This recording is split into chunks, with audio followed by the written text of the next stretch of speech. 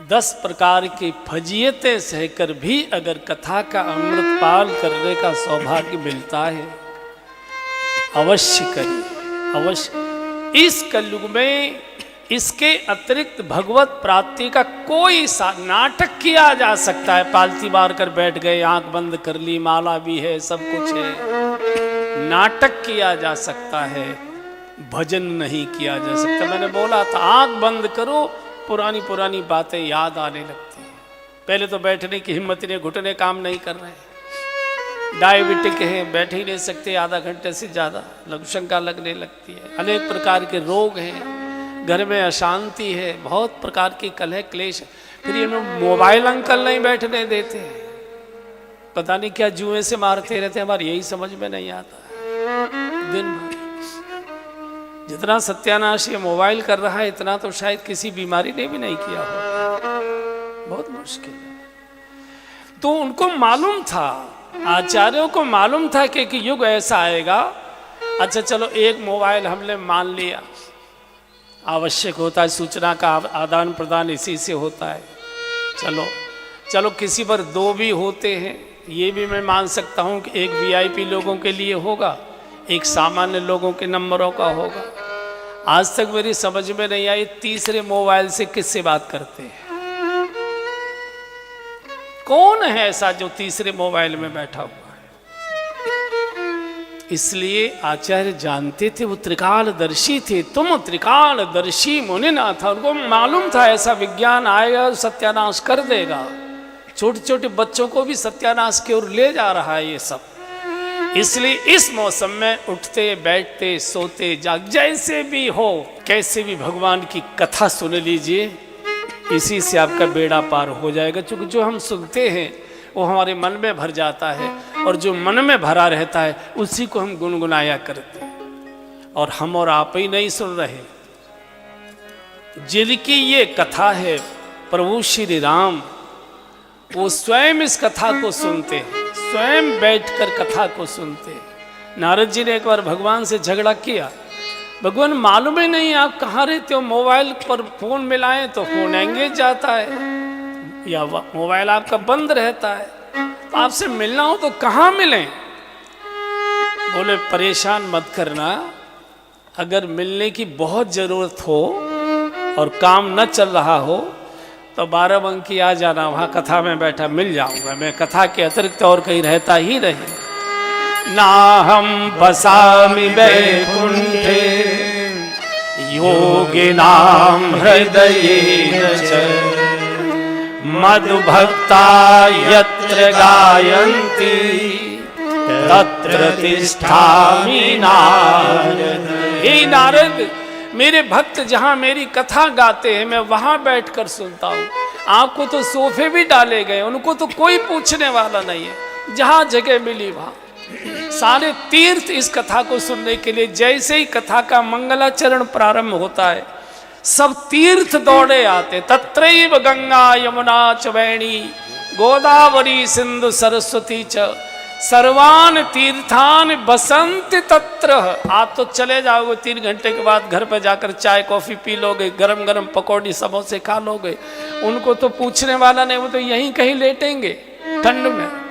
तत्रैव गंगा यमुना च वेणी गोदावरी सिंधु सरस्वती च सर्वान तीर्थान बसंत तत्र। 8 दिन तक उनको यहीं निवास करना है। कहाँ? बोले यात्रा चितोदार, कथा प्रसंग, जहाँ भगवान की कथा गाई जाती है सारे तीर्थ वहाँ निवास करते। हमारे कोई पुराने श्रोता बैठे होंगे, उनको याद आ जाएगी, मैं कई बार सुनाया करता हूँ। पंढरपुर में संत एकनाथ जी महाराज बड़े संत हुए। पंढरपुर में जहाँ विठलनाथ जी है, जागृत ठाकुर है, जागृत ठाकुर, बात करने वाला ठाकुर, आज भी प्रसंग आएंगे तो मैं उनकी चर्चा भी सुनाऊंगा। तो कथा कर रहे थे, 2 बूढ़ी माँ, 3 बूढ़ी माताएं, सफेद केश उनके, बूढ़े झुर्रियां चेहरे पर, अति वृद्ध, और सफेद धोती में बैठकर ऐसे कथा सुनती थी, और बाकी श्रोता सुनते थे। अब कोई इतने बड़े पंडाल और इतनी भीड़ तो होती नहीं थी, तो अब चूंकि साधन हो गए प्रचार वगैरह के, तो पंढरपुर के ही जो जगमोहन था उसमें कथा सुनाते थे। अब आप जानते हैं कथा में सब प्रकार के लोग आते हैं, उसमें कुछ तमाशगीर शैतान भी आते थे। तो 2-3 लड़के थे। अच्छा, आपने कथी कई बार वक्ताओं को देखा होगा कि जो अच्छे श्रोता कोई बैठे होते हैं तो वक्ता उनकी ओर इंगित कर करके बोलते हैं। आपने देखा होगा कई बार कोई बड़े सज्जन बैठे तो उनकी ओर ध्यान देकर, इशारा देकर, तो पूरी कथा वो तीनों माताओं की ओर इशारे करके मतलब ध्यान देकर सुनाए। तो जो 3 शैतान लड़के थे, बाराबंकी के नहीं थे, उधर के ही थे कहीं के, तो उनको लगा कि मामला कुछ गड़बड़ है, मामला कुछ गड़बड़ है। ये तीनों माताओं की ओर ज्यादा ध्यान देते, बाकी किसी श्रोता की ओर ध्यान नहीं देते। पता करते ये किस घर से आती है, कहां से आती है। तो कथा पूरी हो गई, आगे आगे तीनों माताएं जाने लगी, पीछे पीछे थोड़ी दूरी बनाकर ये तीनों लड़के चले, और ऐसे चले ताकि उनको ये ना लगे कि ये हमारे पीछे आ रहे हैं। चलते चलते चलते चलते वो जंगल में प्रवेश कर गई। तो इनको लगा कि शायद उन्होंने हमारी बात ताड़ ली, कि हम इनकी चतुराई समझ गए, इसलिए अब हमको बहकाने के लिए जंगल में जा रहे हैं, फिर अपने घर चली जाएंगे। ये भी पीछे पीछे जंगल में, और आगे जो पंढरपुर गए होंगे आपने देखा कि चंद्रभागा नदी है, और सावन का महीना था, सावन में ही कथाएं ज़्यादा होती हैं। नदी में बाढ़ थी, नदी में प्रवेश कर गई चंद्रभागा में और डुबकी लगा ली। बहुत देर तक के किनारे बैठे रहे। तब इनको पक्का हो गया कि इन्होंने आत्महत्या कर ली। इनको ये अंदाज आ गया कि महाराज के संबंध और इनके संबंध की जानकारी हमको हो गई, अब समाज में बदनामी होगी, तो इन्होंने आत्महत्या कर ली। अगले दिन तीनों लड़के फिर आए कथा में, ये देखने के आज वे नहीं आएंगे तो कथा में चर्चा क्या होती है। देखा तो तीनों माताएं उन्हीं कुर्सियों पर बैठी हुई। अब तो इनको पसीना आ गया। कथा में तो इनका मन नहीं लगा, बस इस चक्कर में कि कथा कब पूरी हो। कथा पूरी हुई, 3 घंटे बाद वो गए, तो ये भी पीछे पीछे, और दौड़ कर आगे इन्होंने रास्ता रोक लिया और तीनों चरणों में गिर पड़े। माँ आप कौन हो, आप बताओ कौन हो। कल हमारे मन में बहुत, थोड़ा कम करो, हमारे मन में बहुत विकार वासना आ गई थी आपके प्रति, थोड़ा और कम करो। तो हमने आपका पीछा किया था, लेकिन हमारे सामने आपने चंद्रभागा में गोता लगाया और हम लगभग 1.5-2 घंटे तक बैठे रहे। इतनी देर कोई सांस रोक कर रह नहीं सकता। तो लेकिन हम आज आपको फिर देख रहे हैं, आप कौन हैं। एक ने कहा बेटा मैं गंगा हूं, दूसरे ने कहा कि मैं गोदावरी हूं, तीसरे ने कहा मैं नर्मदा हूं।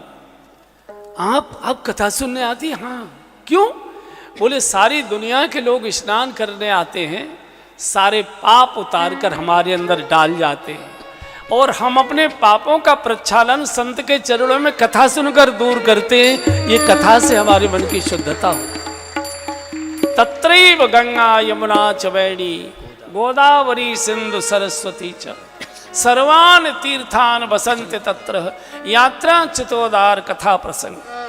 ब्रह्मा जी के लोक को छोड़कर सरस्वती दौड़ी चली आती, दौड़ी चली आती। कथा हेतु विधि भवन बिहारी, कथा हेतु विधि भवन बिहारी, कथा हेतु विधि भवन बिहारी, कथा हेतु विधि भवन बिहारी, सुमिरत शारद आवत धारी, सुमिरत शारद आवत धारी। ब्रह्मा जी के भवन को छोड़कर तुमको तो लिखने पढ़ने से फुर्सत नहीं मिलेगी, मैं तो कथा सुनने जा रही हूं।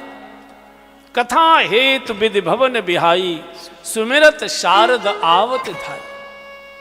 शिव और पार्वती जी कथा के लिए पागल रहते हैं, कैलाश छोड़कर सुदूर दक्षिण भारत तक कथा सुनने के लिए जाते हैं। बिना शिव और हनुमान जी कृपा की कथा होती भी नहीं। जब उनकी जहां इच्छा होती है सुनने की, वहाँ के लोगों के कानों में कह देते जरा पंडाल अंडाल लगवा दो, थोड़ी व्यवस्था कर दो, कथा सुनना चाहते। सारी मोक्ष की आत्माएं, अशरीरी आत्माएं जो वातावरण में विचरण करती है, वो जहाँ कथा होती है वहाँ आकर बैठती।